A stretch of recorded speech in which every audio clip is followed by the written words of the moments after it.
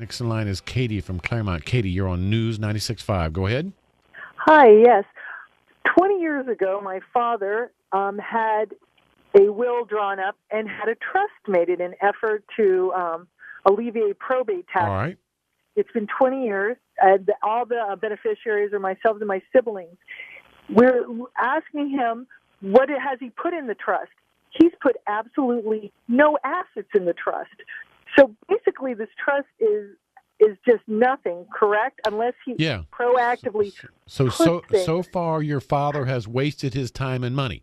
Yes. When a living trust, all these trusts that you hear about out there, folks, they are for the purpose of avoiding probate. When you sign a living trust, it is as though you have built an empty vault or an empty safe, and you must fill it up with your assets. In order to avoid probate, it requires two things. Number one, that you have a trust, and number two, that your trust owns your assets.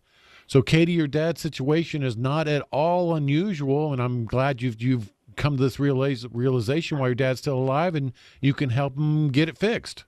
Absolutely. Do we need to have an attorney he owns his house outright, to put the house into the trust? He's 86 now, so at this point we're concerned, should we bother to put it into the trust, or should we have him sell it and then have him live somewhere so that he's going to need to go into assisted living? Well, I can't answer that question for you, Katie. But Katie, is that the only piece of real estate that he owns?